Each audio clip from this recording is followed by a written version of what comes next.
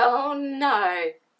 Have Ashton Kutcher and Mila Kunis potentially destroyed their careers in Hollywood? Hello guys, my name is Rachel. Welcome to Chat About It, Don't Shout About It with Rachel. Before we begin, don't forget to subscribe to this channel. Now I know what you're thinking. You guys, you content creators, you use the word destroyed way too much when it comes to talking about careers of actors. And well, let me be honest with you, I'm an actor and I know for a fact that places like Hollywood, they don't like scandal and they will quite happily wash their hands very quickly of you when they need to. I mean, look what happened to Johnny Depp, and yet he managed to prove them wrong and he's not as of yet returned to Hollywood. I woke up this morning to these two trending on my Twitter feed and I wondered what on earth was going on, because you don't really often see them trending on the Twitter feed. And I found out it was all to do with the fact that they had written character letters for Danny Masterson, their co-star from that 70s show, I believe. He has been found guilty of RAPE. He's been sentenced to 30 years in prison. And I believe that's 30 years to life in prison, so that basically means he is never getting out, which is great because that shows that celebrities are not above the law. Let's watch their apology video. We are aware of the pain that has been caused by the character letters that we wrote on behalf of Danny Masterson. We support victims.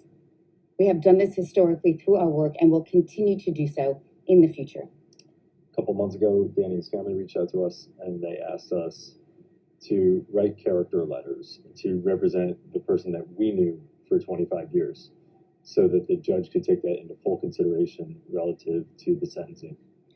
The letters were not written to question the legitimacy of the judicial system or the validity of the jury's ruling.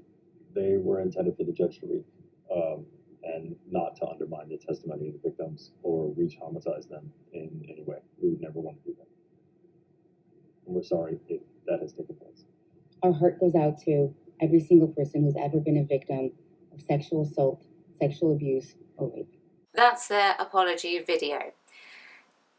Behaviour analysts are actually going to have a field day with that short clip alone. Now, Ashton really isn't giving off a lot facially. He looks pretty tense, but Mila's face is all over the place. So they're going to have fun analysing that, and I would be very interested to see what our YouTube creators who work in the body analysis actually have to say about this particular apology video. Now, I got thinking about how this actually got released, because in this apology video they state that it was a character letter that was only for the judge to read. Okay, now I did a little bit of digging. I don't really know the judicial system for the US. I don't really understand it, but it is my understanding that a court order is not actually used to obtain character letters, which I did check, so I wondered if it was an actual thing that they did, but it turns out that it's not.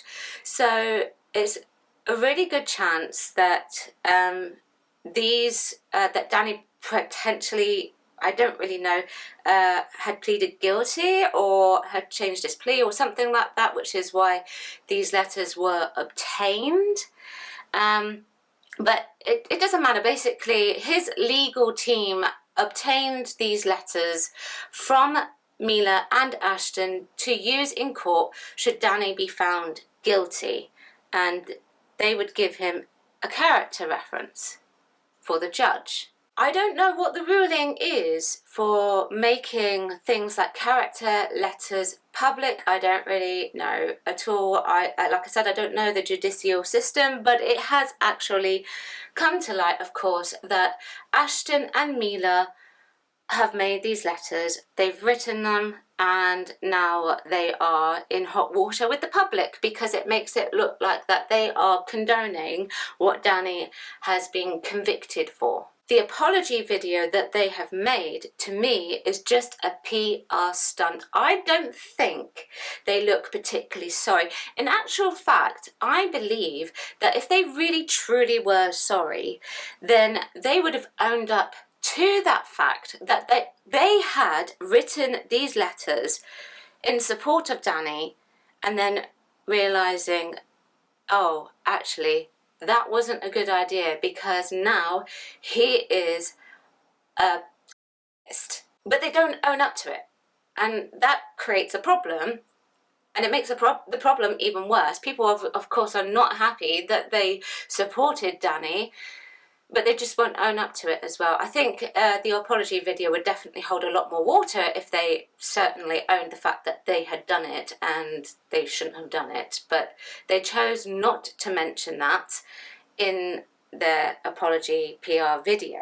Now, of course, we never know truly what is going on in the minds of people, so it is possible, and I'm not defending them here, but it is possible that they may have believed that that was Danny's true character, how he presents himself, you know, for however long that they've known him, that you know, it was so much like that they could not possibly believe that he would actually do something like that.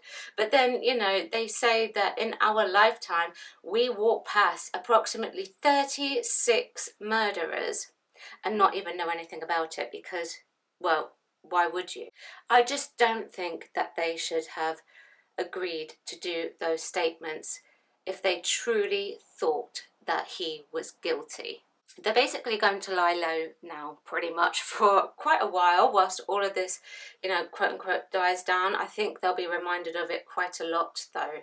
Their PR unapologetic apology video is in mainstream social media and it is there to be ravaged totally. But you know this is really bad when it gets summed up perfectly by someone that they know, Christina Ricci. Let's read what she said to round up this video. So sometimes people we loved and admired do horrible things. They might not do these things to us, and we only know who they were to us.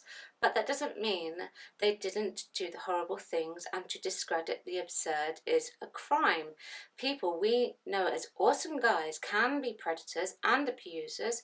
It's tough to accept that, but we have to.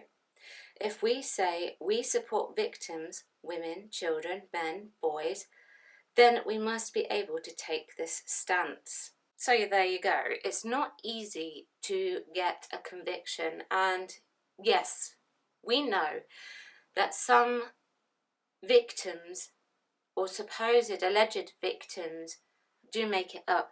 That was proven last year with Amber Heard and Johnny Depp. But that's not the case for everyone.